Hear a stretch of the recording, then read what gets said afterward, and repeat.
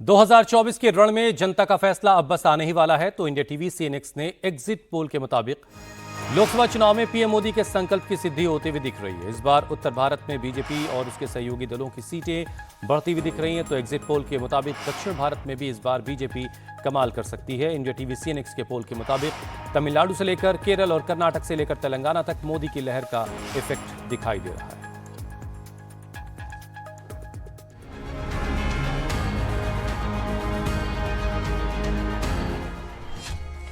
400 पार के नारे पर विपक्ष का प्रपंच। एग्जिट पोल के आंकड़ों में मोदी की जीत प्रचंड। –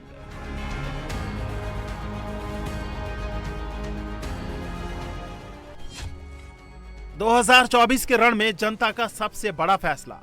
एग्जिट पोल ने बढ़ाया एनडीए का हौसला।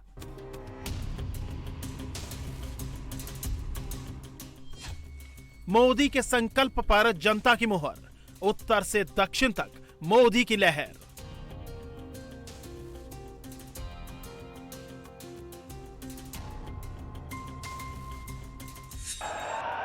और 4 जून को क्या होगा? 4 जून को क्या होगा? 4 जून को क्या होगा? फिर एक बार, फिर एक बार, फिर एक बार।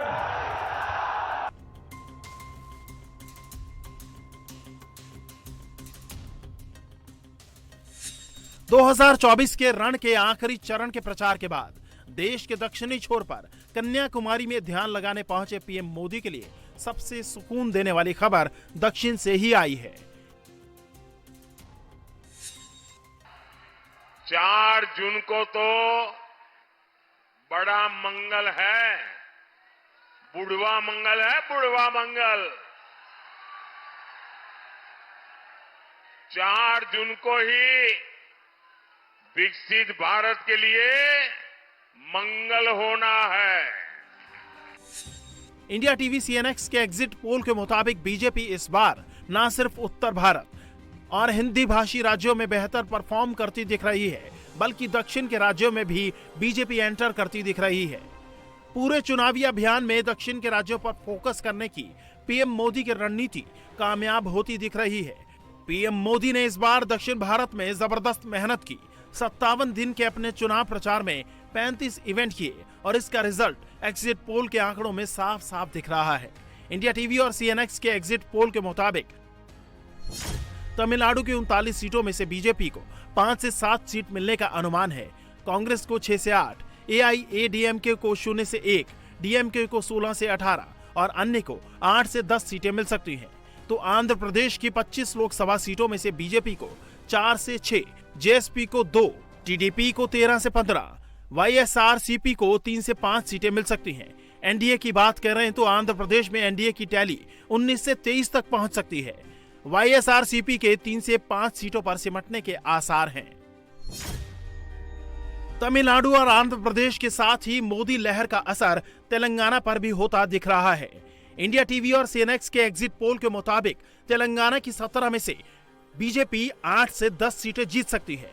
2019 में बीजेपी को तेलंगाना से 4 सीटें मिली थी, बीआरएस 0 से 1, जबकि सत्तारूढ़ कांग्रेस 6 से 8 सीटें जीत सकती है।